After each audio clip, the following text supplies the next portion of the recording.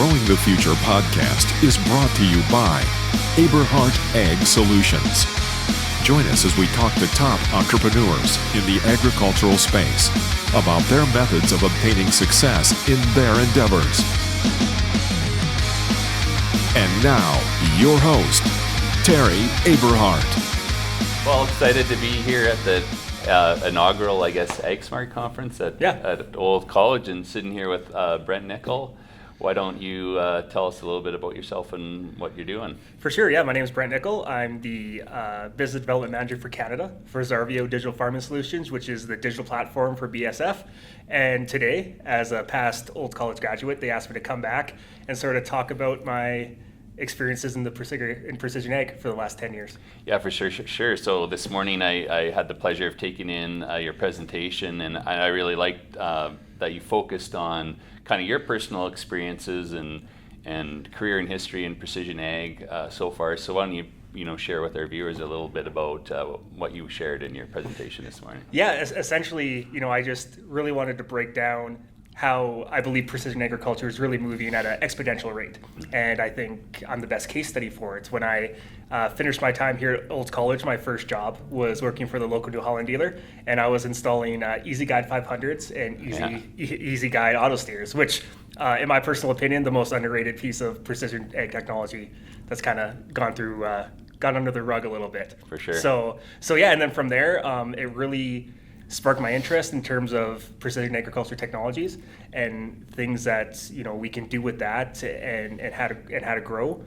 From there, I worked for another company that focused a lot on ag research, which again sparked my interest in terms of the amount of work and effort that needs to go into certain products and equipment in order to get it up to a certain standard that all growers want it to be.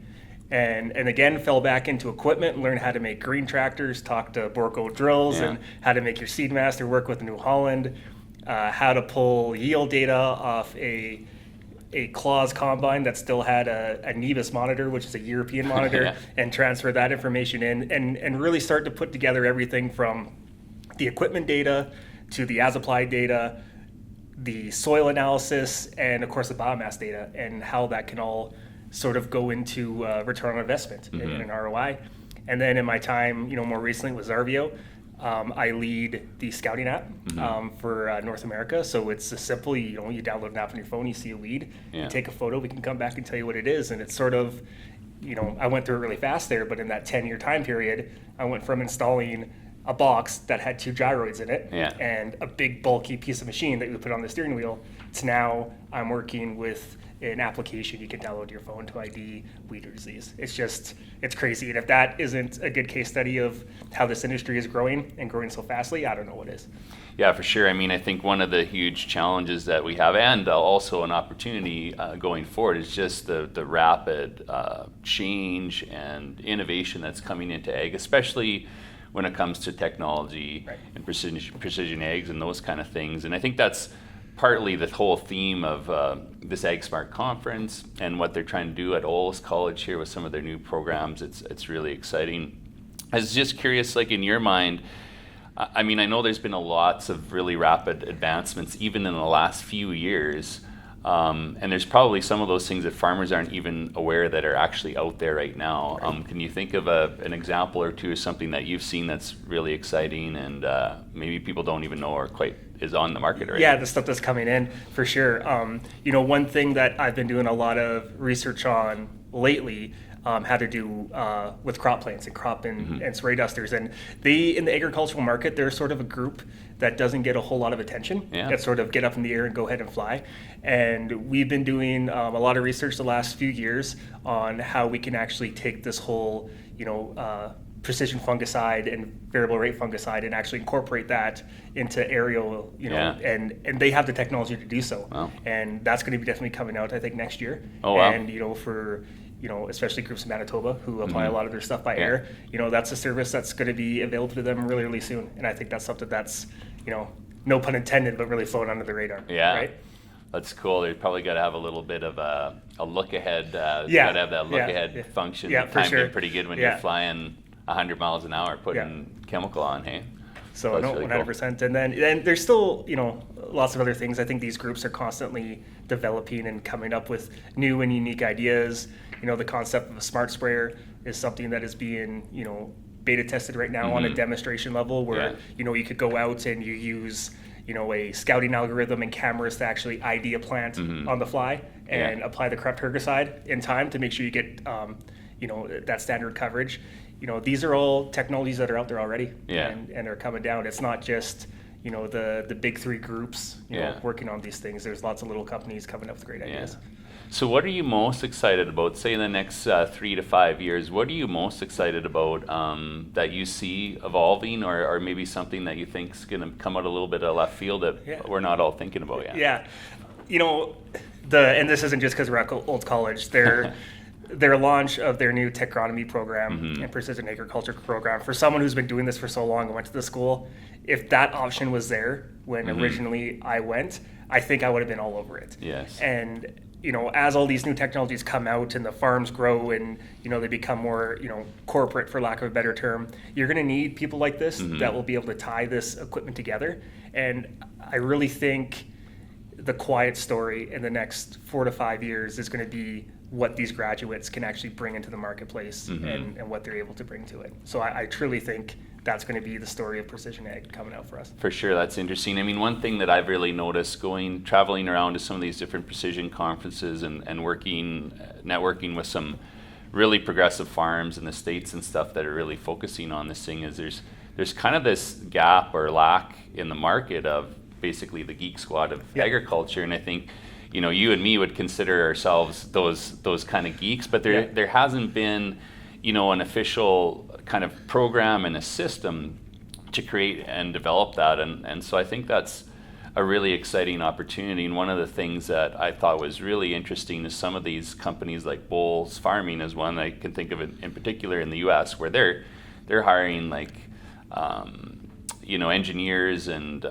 computer programmers and stuff, totally not having anything to do with agriculture and the farm, but they're hiring these young, bright students out of a university and putting them onto all kinds of data projects and precision projects on the farm. And I think it's just a really cool thing. And I think that what this will do, it will sort of marriage both of those thoughts, right? So, you have your agronomists, kids who grew up farming, boots on the ground, and you combine that with learning the engineering technologies, that's where you're going to see the real connection is, a lot of the stuff I do, there's, programming and stuff, and a lot of that I was lucky I took geographic information systems in Olds, and a lot of that kind of ties into this tech space. So, for picking something kind of out of a whim, it's really worked out well for me. And I think it's at a point where, these techgronomists are both going to be knowledgeable in equipment, but they're going to have the boots on the ground aspect too.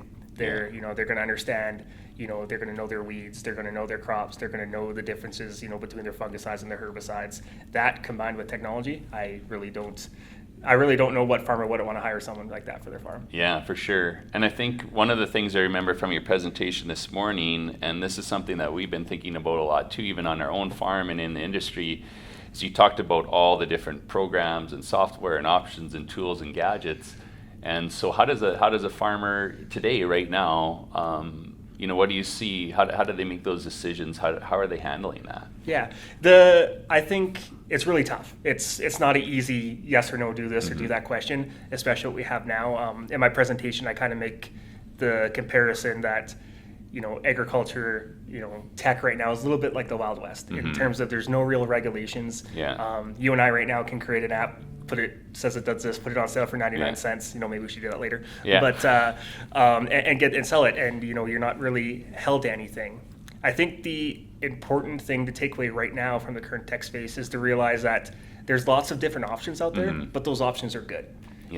Just because neighbor down the road is using this product and your other neighbor is doing this product, maybe those two just don't fit for you. And there's something on the smaller end that you think works quite well. There's nothing saying that you need to go, you have to do what this neighbor does or that neighbor does. It's just, be a little selfish and focus on yourself and your farm and what makes best for you at that current time. And, eventually, just like it always does, technology will, find a way it's working itself out, which I believe it does. And then, more of these different options will be able to, communicate and interconnect with each for other sure. down the line. But I think, for now, for the next 2-3 years, worry about you and make sure that you're doing what's best. Don't worry about what your neighbors are doing. Well, it's interesting that you mentioned that about the apps and the programs, because one thing that's been coming up a little bit in the discussions that I've been having the last couple of weeks is just even there's no rating system. There's no consumer reports or 4 or 5 stars, or here's what this program is really good for. Here's its strengths and weaknesses kind of thing. And so I think we're going to see more and more of that stuff coming at us. And so, I mean, from your experiences working in this industry and working with growers and on the farm, what is the biggest challenges that they have? So there's kind of 2 aspects. From someone working in industry, the biggest challenge I think that we have is getting proper feedback. If we're going out and we're creating something and we send you a survey, the grower survey, please do the survey, because we're, as much as something may not have worked for you, like we're looking to see what works and what doesn't, right? So it's important that the growers and the users are communicating back on our end, so we know what to do, essentially to make better. And from the grower standpoint, and putting my farmer hat on, it sort of all comes down to word of mouth. Talk about it, have open conversations about it, be knowledgeable about it. You're sitting at home, you got a few minutes, and you have your iPad open. I work for Zarvio. Look up what Zarvio does. Take a quick read. Attend events like this. And really educate yourselves. And as long as you have the knowledge, then when you make that decision, whether it's good or bad, at least you feel you've done your due diligence. And I think that's all a person can really do right now is almost do their own version of testing. And I think what's happening, farms are getting, progressing forward, generally getting larger and more complex, right? And a lot of farms are looking to utilize other expertise in other areas, whether it's, an agronomist or a marketing guy or whatever it may be. And I think this is where the college here is seeing this growing need, and maybe they've been focusing more on the industry, but I feel personally there's a growing need for those kind of consultants or services to come to the farm, because I mean, let's face it, all farms need this in some form or fashion or way, like you said, and everyone's going to need a little different package. So I liken it to before, I think every company was going to building this one platform that was going to solve everybody's problems, and there's just no way that's going to happen. But now companies are starting to get a little bit more open source, allowing things to plug in. And so I liken it to much similar to your cell phone. You have this base operating system, but everybody has a different layer or set of apps that they use on a daily basis, and some of the apps that we use will be the same, and many will be different, right? And so I think we're moving to that, but again, there's no rating system. It takes time to learn these things and adapt them, and I think a lot of times growers get frustrated, and then they just walk away from it, and they walk away from the opportunity to move forward. So how do you see that unraveling in the next few years? Yeah, and I talk about it a bit in my presentation too, with it being a bit of the Wild West and these different apps and services coming out, a lot of it doesn't take into account kind of sort of 3 big issues, right, that I kind of see in it. And the first being is our short growing season, right? We as farmers, we get into the mix, and the second that ground is dry enough, put us seat in the ground, it's pedal to the metal, and we go. And if a service that we're using or an application that we're using doesn't work, or there's some sort of update that comes out in that time, we're going to throw it away because it disturbed us in the most crucial time. So, as these applications are made, that's something we have to be aware of. There is limitation still with ag tech technology, especially with the controllers. You have a group like John Deere, that their operations center, you can log in, you can remote access controllers, troubleshoot from there. There's other controllers out there right now that haven't updated their interface since 2007 and, are just learning to operate with shapefiles now. And that's a huge disconnect, kind of within the market. And, lastly is, we all grew up on farms, grew up farming. We still have that handshake mentality where, we shake someone's hand, there's trust and support, and that thing better work. So as this all shakes out, to me, all these apps moving forward need to be built open-ended. Yeah. They need to have the ability to plug in with this one, send files this way, send files one way. And it's all going to circle back to data too at the end of the day, because people want to own their data. And I love your analogy of using a cell phone. And I use certain apps and you use certain apps, and that's really perfect. And I don't know if we'll get there in the next 10 years. I would really like to think so. But I think as we continue to move at this exponential rate, that's something that's going to be definitely more realistic. Yeah. Yeah, and we're starting to see now a lot more things like Agramatics, can kind of plug in and out with, like, we're using Trimble Ag Business software on our farm and stuff like that. So we're seeing a lot more of those connections, and they're pretty simple, and they work really well. So yeah, it's exciting to see where things are going to go. It really is. Yeah. So what else are you excited about? I mean, you have a lot of passion for what you're doing. Yeah, no, I definitely do.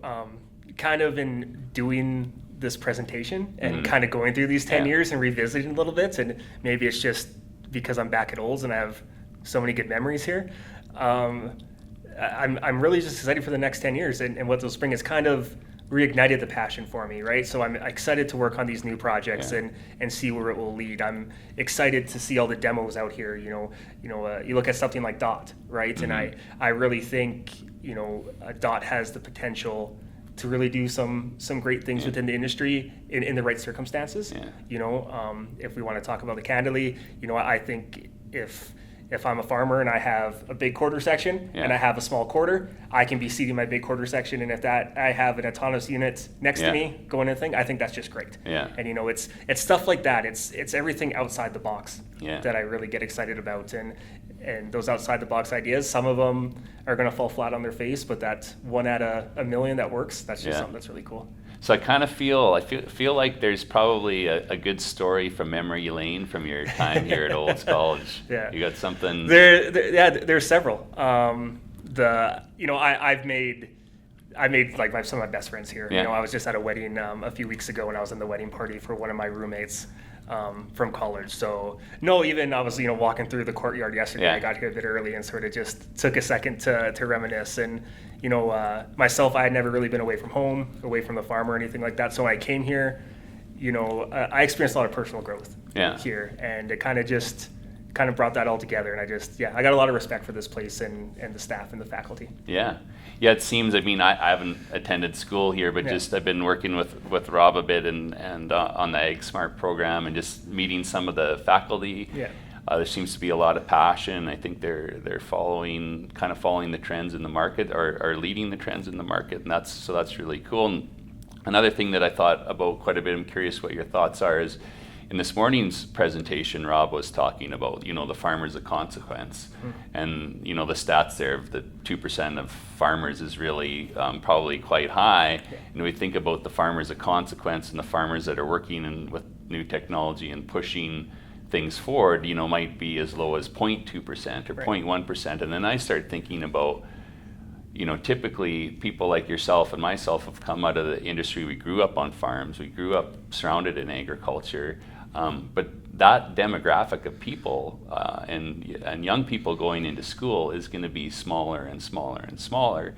And if we're going to be looking to bring in people from outside agriculture more and more. And you could look at that as a challenge, or you could look at it as an opportunity, because these people aren't going to have any of the old stigmas, or this is the way it used to be done, and you can't do that in ag because ag is different, right? And so I'm curious what your thoughts are on that. Yeah, I think definitely, because as things grows too, guys like us who grew up on the farm, we're going to have to stay on the farm, right? So we might miss that opportunity to come in and do some heavy education. When I left the farm to come here, it was because we were a family just getting over the BSE crisis, and my dad wanted me to take something that, if for some reason our farm or agriculture didn't quite work out, I would have something potentially off the farm I could fall back on. But going back to you said, I really think it's going to be more.